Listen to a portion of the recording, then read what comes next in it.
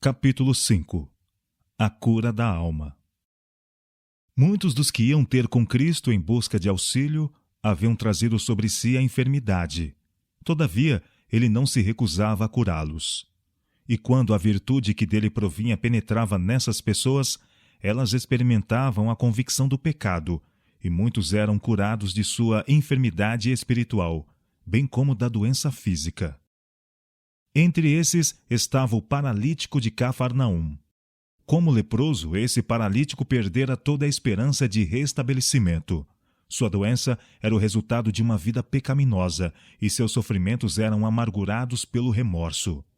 Em vão apelara para os fariseus e os doutores em busca de alívio. Pronunciaram incurável o seu mal. Declararam que havia de morrer sob a ira de Deus. O paralítico imergira no desespero. Ouviu então contar as obras de Jesus. Outros, tão pecadores e desamparados como ele, haviam sido curados, e foi animado a crer que também ele o poderia ser, se fosse levado ao Salvador. Sua esperança quase se desvaneceu ao lembrar-se da causa de seu mal. Todavia, não podia rejeitar a possibilidade da cura. Seu grande desejo era o alívio do grande fardo do pecado. Ansiava ver a Jesus e receber a certeza do perdão e a paz com o céu. Então estaria contente de viver ou morrer, segundo a vontade de Deus. Não havia tempo a perder. Sua carne consumida já apresentava indícios de morte. Suplicou aos amigos que o conduzissem em seu leito a Jesus, o que empreenderam satisfeitos. Tão compacta era, porém, a multidão que se aglomerara dentro e em volta da casa em que estava o Salvador, que era impossível ao doente e seus amigos chegarem até ele, ou mesmo pôr-se-lhe ao alcance da voz. Jesus estava ensinando na casa de Pedro. Segundo seu costume, os discípulos sentaram-se ao seu redor. E estavam ali assentados fariseus e doutores da lei que tinham vindo de todas as aldeias da Galiléia e da Judéia e de Jerusalém. Lucas capítulo 5, verso 17. Muitos deles tinham ido como espiões, buscando acusação contra Jesus. Além destes, apinhava-se a promíscua multidão, os fervorosos, os reverentes, os curiosos e os incrédulos. Achavam-se representadas diferentes nacionalidades e todos os graus sociais. E a virtude do Senhor estava com ele para curar. Lucas capítulo 5, verso 17. O espírito de vida pairava sobre a assembleia, mas os fariseus e os doutores não lhe discerniam a presença. Não experimentavam nenhum sentimento de necessidade, e a cura não era para eles. Encheu de bens os famintos, despediu vazios os ricos. Lucas capítulo 1, verso 53. Repetidamente procuraram os condutores do paralítico forçar caminho por entre a multidão, mas nulos eram seus esforços. O doente olhava em redor com inexprimível angústia. Como poderia ele abandonar a esperança quando tão perto estava o anelado auxílio? Por sugestão sua, os amigos o suspenderam para o telhado da casa e, abrindo o teto, baixaram-no aos pés de Jesus. O discurso foi interrompido. O Salvador contemplou a dolorosa fisionomia e viu os olhos súplices nele cravados. Bem conhecia ele o anelo daquela alma oprimida. Fora Cristo quem lhe infundira a convicção à consciência quando ele ainda se achava na própria casa. Quando se arrependera de seus pecados e crera no poder de Jesus para restaurá-lo, a misericórdia do Salvador lhe abençoara o coração. Jesus observava ao desenvolver-se no primeiro tênue raio de fé a convicção de que ele era o único auxílio do pecador e a vira se fortalecer a cada esforço para chegar à sua presença. Fora Cristo que atraíra o sofredor a si. Agora, em palavras que soavam qual música aos ouvidos atentos do enfermo, o Salvador disse: Filho, tem bom ânimo, perdoados te são os teus pecados. Mateus capítulo 9, verso 2. O peso da culpa cai da alma do doente. Não pode duvidar. As palavras de Cristo revelam seu poder de ler o coração. Quem pode negar seu poder de perdoar pecados?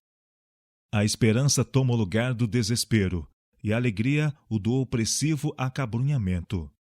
Desaparece o sofrimento físico do homem e todo o seu ser se acha transformado. Sem mais nada pedir, repousa em tranquilo silêncio, demasiado feliz para falar. Com a respiração suspensa de interessados que estavam, muitos observavam cada gesto neste estranho acontecimento. Muitos sentiam que as palavras de Cristo eram um convite para eles mesmos. Não eram eles enfermos da alma por causa do pecado? Não estavam ansiosos de ser libertados desse fardo? Mas os fariseus, receosos de perder a influência para com o povo, diziam em seu coração: por que diz este assim blasfêmias? Quem pode perdoar pecados senão Deus? Marcos capítulo 2, verso 7. Fixando neles o olhar, sob o qual se intimidaram e retrocederam, Jesus disse: por que pensais mal em vosso coração? Pois o que é mais fácil? Dizer ao paralítico: perdoados te são os teus pecados, ou levanta-te e anda? Ora, para que saibais que o Filho do Homem tem na terra autoridade para perdoar pecados, disse ele, voltando-se para o paralítico: levanta-te, toma a tua cama e vai para a tua casa. Marcos capítulo 9, versos 4 a 6. Então aquele que havia sido levado num leito a Jesus pôs-se de pé com a elasticidade e a força de um jovem. E tomando logo o leito, saiu em presença de todos, de sorte que todos se admiraram e glorificaram a Deus, dizendo: jamais vimos coisa assim. Marcos capítulo 2, verso 12. Nada menos que poder criador exigia o restituir à saúde aquele decadente corpo. A mesma voz que comunicou vida ao homem criado do pó da terra infundira a vida ao paralítico moribundo. E o mesmo poder que dera vida ao corpo renovara o coração. Aquele que na criação falou e tudo se fez, que mandou e logo tudo apareceu, comunicara vida à alma morta em ofensas e pecados. A cura do corpo era uma evidência do poder que renovara o coração. Cristo mandou que o paralítico se erguesse e andasse, para que saibais, disse ele, que o Filho do Homem tem na terra a autoridade para perdoar pecados. Mateus capítulo 9, verso 6. O paralítico encontrou em Cristo tanto a cura da alma como a do corpo. Ele necessitava a saúde da alma antes de poder apreciar a do corpo. Antes de poder ser curada a enfermidade física, Cristo precisava dar alívio à mente e purificar a alma do pecado. Essa lição não deve ser passada por alto. Existem hoje milhares de pessoas a sofrer de doenças físicas, as quais, como paralítico, estão ansiando a mensagem: perdoados te são os teus pecados. Mateus capítulo 9, verso 2. O fardo do pecado, com seu desassossego e desejos não satisfeitos, é o fundamento de sua doença. Não podem encontrar alívio enquanto não forem ter com o médico da alma. A paz que tão somente ele pode comunicar restituiria vigor à mente e saúde do corpo. O efeito produzido no povo pela cura do paralítico foi como se o céu se houvesse aberto e revelado as glórias do mundo melhor. Ao passar por entre a multidão, o homem que tinha sido curado, bendizendo a Deus a cada passo e levando sua carga como se fosse penas, o povo recuava para lhe dar passagem e fitava-o com fisionomia cheia de respeito, murmurando suavemente entre si: hoje vimos prodígios. Lucas capítulo 5, verso 26. Grande regozijo houve na casa do paralítico quando ele voltou para a família, levando com facilidade o leito em que fora penosamente conduzido dentre eles, pouco antes. E reuniram-se ao seu redor com lágrimas de alegria, mal ousando crer no que seus olhos viam. Ele ali estava no pleno vigor da varonilidade. Aqueles braços que antes estavam sem vida, achavam-se agora prontos a obedecer-lhe à vontade. A carne antes encolhida e arroxeada era agora fresca e rosada. Ele caminhava com passo firme e desembaraçado. Alegria e esperança achavam-se impressos em cada traço de seu rosto, e uma expressão de pureza e paz havia tomado o lugar dos vestígios do pecado e do sofrimento. Alegres ações de graças subiram daquele lar e Deus foi glorificado por meio de seu Filho, que restituíra a esperança ao destituído dela e força ao abatido. Esse homem e sua família estavam prontos a dar a vida por Jesus. Nenhuma dúvida ofuscava sua fé. Nenhuma descrença lhes prejudicava a fidelidade para com aquele que lhes trouxera luz ao ensombrado lar. Bendize, ó minha alma, ao Senhor, e tudo que há em mim bendiga o seu santo nome. Bendize, ó minha alma, ao Senhor, e não te esqueças de nenhum de seus benefícios. É Ele quem perdoa todas as tuas iniquidades e sara todas as tuas enfermidades. Quem redime a tua vida da perdição, de sorte que a tua mocidade se renova como a águia. O Senhor faz justiça e juízo a todos os oprimidos. Não nos tratou segundo os nossos pecados, nem nos retribuiu segundo as nossas iniquidades. Como um pai se compadece de seus filhos, assim o Senhor se compadece daqueles que o temem. Pois Ele conhece a nossa estrutura, lembra-se de que somos pó. Salmo 103, versos 1 a 6, versos 10, 13 e 14. Ora, em Jerusalém, há, próximo à Porta das Ovelhas, um tanque chamado em hebreu Betesda, o qual tem 5 alpendres. Nestes jazia grande multidão de enfermos, cegos, coxos e paralíticos, esperando o movimento das águas. João capítulo 5, versos 2 e 3. A certos períodos, as águas desse poço eram agitadas, e acreditava-se geralmente que era o resultado de um poder sobrenatural, e que aquele que primeiro descesse a água, depois do movimento dela, seria curado de qualquer doença que tivesse. Centenas de sofredores visitavam esse lugar. Mas tão grande era a multidão, quando as águas eram agitadas, que se precipitavam para diante, atropelando homens, mulheres e crianças mais fracos que eles. Muitos não podiam se aproximar do poço. Muitos também que tinham conseguido chegar à beira dele, ali morriam. Haviam sido construídos abrigos em volta do lugar, a fim de proteger os doentes do calor do dia e do frio da noite. Alguns passavam a noite nesses alpendres, arrastando-se para a margem do tanque dia após dia, na vã esperança de cura. Jesus achava-se em Jerusalém.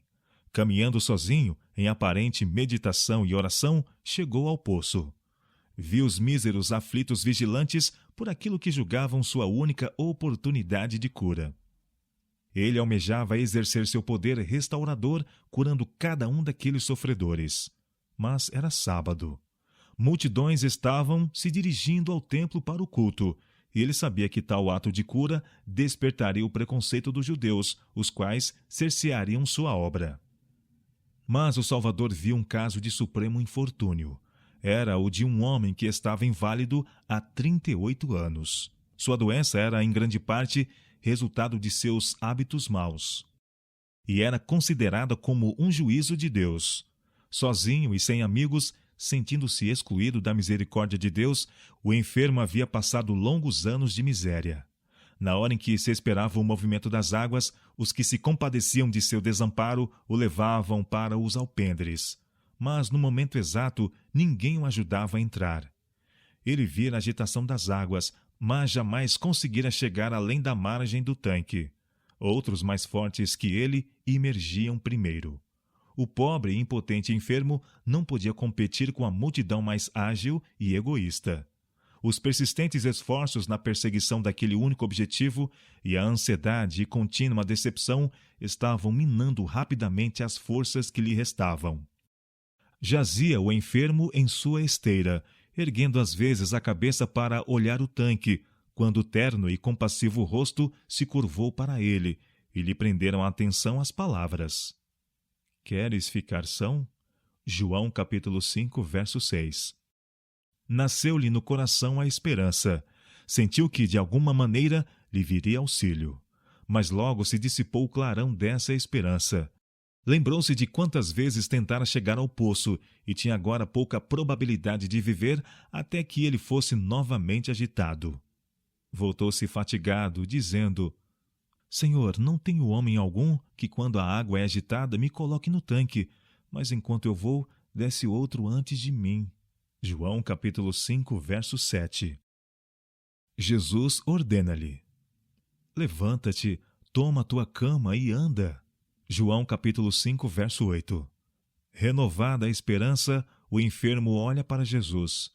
A expressão de seu semblante e o tom da voz são diferentes de tudo mais que vira antes. Sua própria presença parece irradiar amor e poder. A fé do paralítico apega-se à palavra de Cristo. Sem replicar, dirige sua vontade no sentido da obediência, e assim fazendo, todo o seu corpo corresponde.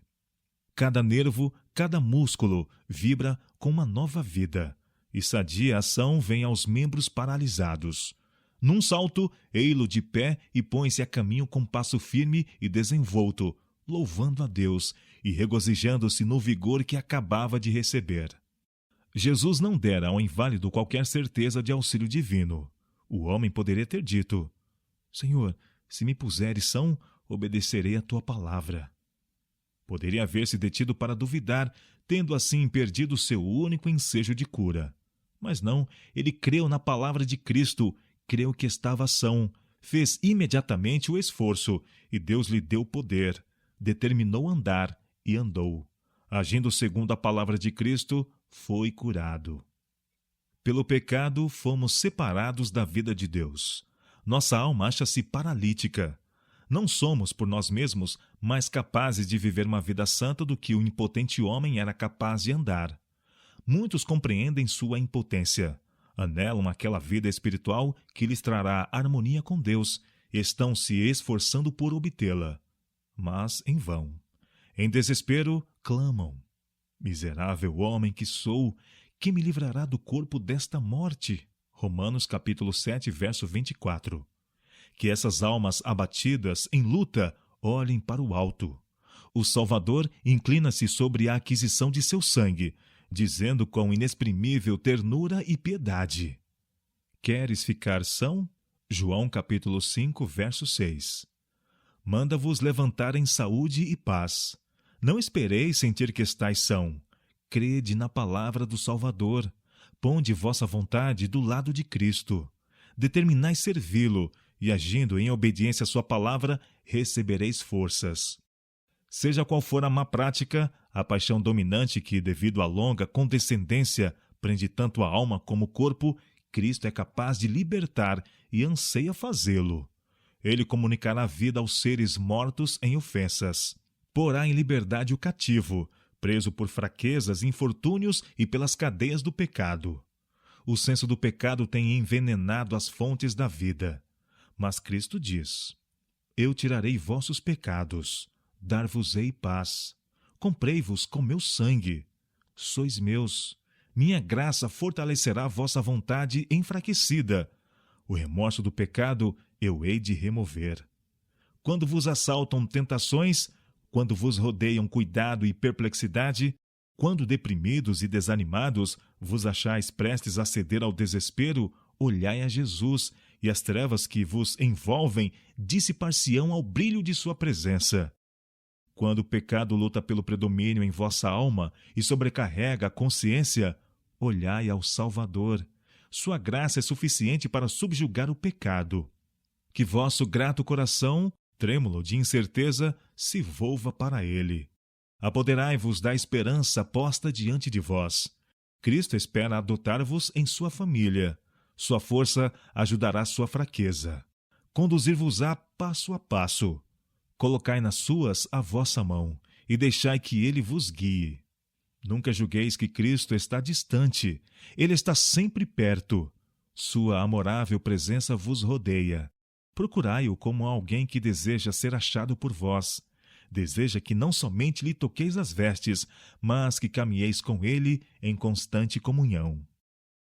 Acabara a festa dos tabernáculos.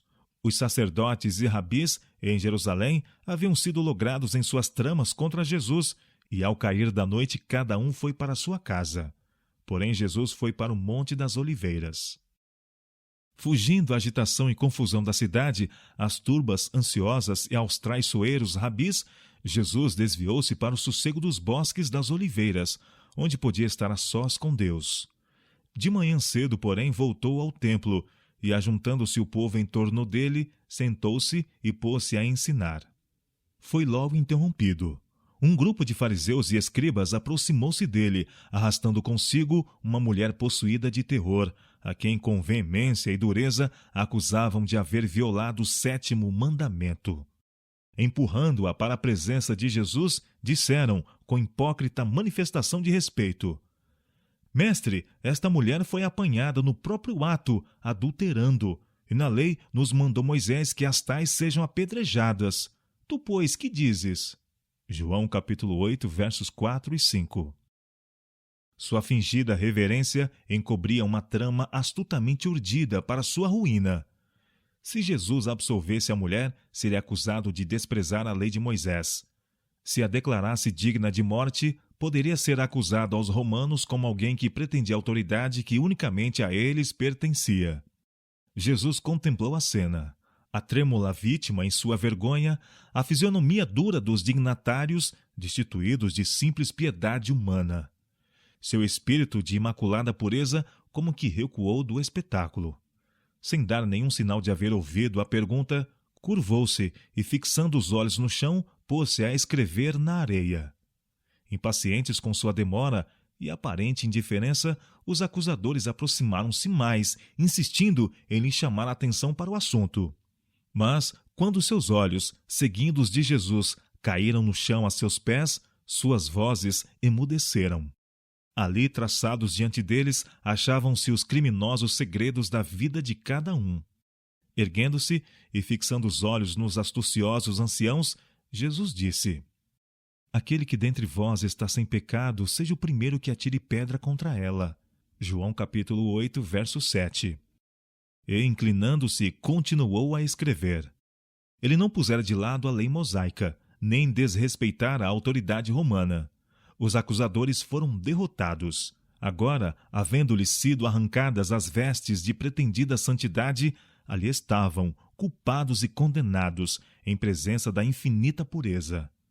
Tremendo não fosse a oculta iniquidade de sua vida exposta perante a multidão, cabisbaixos, retiraram-se furtivamente, deixando sua vítima com um compassivo Salvador. Jesus ergueu-se e, olhando para a mulher, disse: Onde estão aqueles teus acusadores? Ninguém te condenou? E ela disse: Ninguém, Senhor. E disse-lhe Jesus: Nem eu também te condeno. Vai-te e não peques mais. João capítulo 8, versos 10 e 11. A mulher estivera diante de Jesus toda encolhida de temor. Suas palavras: Aquele que dentre vós está sem pecado, seja o primeiro que atire pedra contra ela, soaram-lhe aos ouvidos como uma sentença de morte. Ela não ousava erguer os olhos para o rosto do Salvador, mas esperava em silêncio sua condenação. Com espanto viu os acusadores retirarem-se mudos e confundidos. Então chegaram-lhe ao ouvido aquelas palavras de esperança: Nem eu também te condeno. Vai-te e não peques mais. João capítulo 8, verso 11. Enterneceu-se o coração e, atirando-se aos pés de Jesus, soluçou seu reconhecido amor e com amargo pranto confessou seus pecados. Isso foi para ela o começo de uma nova vida, uma vida de pureza e paz, devotada a Deus. No reerguimento desta alma caída, Jesus realizou um milagre maior do que na cura da mais terrível doença. Curou a doença espiritual que produz morte eterna. Esta arrependida mulher tornou-se um de seus mais firmes seguidores. Com abnegado amor e devoção, mostrou seu reconhecimento pela perdoadora misericórdia de Jesus. Para essa desviada mulher, não tinha o mundo senão desprezo e zombaria. Mas aquele que é sem pecado compadeceu-se de sua fraqueza e estendeu-lhe ajudadora mão. Enquanto os fariseus hipócritas acusavam, Jesus mandou-lhe: Vai-te e não peques mais. Jesus conhece a circunstância de toda a pessoa. Quanto maior a culpa do pecador, tanto mais necessidade ele tem do Salvador. Seu coração de divino amor e simpatia é atraído acima de tudo para aquele que se acha mais desesperadoramente enredado nos laços do inimigo. Com o próprio sangue assinou ele a carta de emancipação da raça humana. Jesus não deseja que fiquem desprotegidos ante as tentações de Satanás os que por tal preço foram adquiridos. não deseja que sejamos vencidos e venhamos a perecer. Aquele que fechou a boca aos leões na cova e andou com seus fiéis por entre as chamas da fornalha está igualmente disposto a trabalhar em nosso favor, a subjugar todo o mal em nossa natureza. Hoje está ele ao altar da misericórdia, apresentando perante Deus as súplicas dos que lhe desejam auxílio. Não repele nenhuma criatura chorosa e arrependida. Perdoa abundantemente a todos quanto vão ter com ele em busca de perdão e restauração. Ele não conta a ninguém tudo quanto poderia revelar, mas manda a toda alma tremente que tenha ânimo. Quem quiser pode apoderar-se da força de Deus e fazer paz com ele, e ele fará paz. Aqueles que se volvem para ele em busca de refúgio, Jesus ergue acima das acusações e da contenda das línguas. Nem homem, nem anjo mau algum pode comprometê-los. Cristo os liga à sua própria natureza divino-humana. Ele se acha ao lado do grande Salvador, na luz que procede do trono de Deus. O sangue de Jesus purifica de todo pecado. 1 João capítulo 1, verso 7. Quem tentará acusação contra os escolhidos de Deus? É Deus quem os justifica. Quem os condenará? Pois é Cristo quem morreu, ou antes quem ressuscitou dentre os mortos, o qual está à direita de Deus e também intercede por nós. Romanos capítulo 3, versos 33 e 34. Sobre os ventos e as ondas, e sobre homens possessos de demônios, mostrou Cristo que tinha absoluto poder. Aquele que fez emudecer a tempestade e acalmou o revoltoso mar, comunicou paz a espíritos enlouquecidos e subjugados por Satanás. Na sinagoga de Cafarnaum estava Jesus falando sobre sua missão de libertar os escravos do pecado. Foi interrompido por um urro de terror. Um louco precipitou-se para a frente, por entre o povo, gritando: "Ah, que temos nós contigo, Jesus Nazareno! Vieste destruir-nos? Bem sei quem és, o Santo de Deus." Marcos capítulo 1, verso 24. Jesus repreendeu o demônio dizendo: "Cala-te e sai dele." E o demônio, lançando por terra no meio do povo, saiu dele, sem lhe fazer mal. Lucas capítulo 4, verso 35. A causa da aflição desse homem se achava também em sua própria vida. Fora fascinado pelos prazeres do pecado e pensara tornar a vida um grande carnaval. A intemperança e a frivolidade perverteram os nobres atributos de sua natureza, e Satanás tomou inteira posse dele. O remorso veio muito tarde. Quando ele teria sacrificado riqueza e prazer para reconquistar sua perdida varonilidade, tinha se tornado impotente nas garras do maligno. Na presença do Salvador, foi despertado para ansiar a liberdade, mas o demônio resistia ao poder de Cristo. Quando o homem tentava apelar para Jesus em busca de socorro, o mau espírito pôs-lhe nos lábios as palavras e ele gritou em angústia de temor. O endemoniado compreendeu em parte achar-se em presença daquele que o podia pôr em liberdade, mas quando tentou colocar-se ao alcance daquela poderosa mão, outra vontade o segurou. As palavras de outro foram por ele proferidas. Foi terrível o combate entre o poder de Satanás e seu desejo de libertação. Parecia que o torturado homem devesse perder a vida na luta com o inimigo que fora a ruína de sua varonilidade. Mas o Salvador falou com autoridade e pôs livre o cativo. O homem que estivera possesso achava-se perante o povo maravilhado na liberdade da posse de si mesmo. Com voz de júbilo, deu louvores a Deus pelo livramento. Os olhos que ainda há pouco fulguravam com o brilho da loucura, cintilavam agora de inteligência e nadavam em lágrimas de reconhecimento. O povo emudecera de pasmo. Assim que recuperaram a palavra, exclamaram uns aos outros: "Que é isto? Que nova doutrina é esta? Pois com autoridade ordena aos espíritos imundos, e eles lhes obedecem." Marcos capítulo 1, verso 27. Hoje existem multidões tão verdadeiramente sob o poder dos maus espíritos como estava o endemoniado de Cafarnaum. Todos aqueles que voluntariamente se apartam dos mandamentos de Deus estão se colocando sob o domínio de Satanás. Muito homem brinca com o mal, julgando que o pode deixar quando lhe aprouver, mas é engodado mais e mais até que se encontra dominado por uma vontade mais forte que a sua própria. não pode escapar ao seu misterioso poder. Pecado secreto ou paixão dominante o pode reter cativo, tão impotente como se achava o endemoniado de Cafarnaum. Todavia, sua condição não é desesperadora. Deus não domina nossa mente sem nosso consentimento, mas toda pessoa é livre para escolher o poder que deseja domine sobre ela. Ninguém caiu tão baixo, ninguém é tão vil que não possa encontrar libertação em Cristo. O endemoniado, em lugar de oração, não podia proferir senão as palavras de Satanás. Porém, o silencioso apelo de seu coração foi ouvido. Nenhum grito de uma alma em necessidade, mesmo sem ser anunciado em palavra, será desatendido. Os que concordam em entrar em concerto com Deus não são deixados entregues ao poder de Satanás ou à enfermidade de sua própria natureza. Tirar-se-ia a presa ao valente? Ou os presos justamente escapariam? Assim diz o Senhor: por certo que os presos se tirarão ao valente, e a presa do tirano escapará, porque eu contenderei com os que contendem comigo, e os teus filhos eu remirei.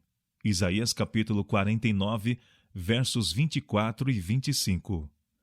Maravilhosa será a transformação operada naquele que, pela fé, abre a porta do coração ao Salvador.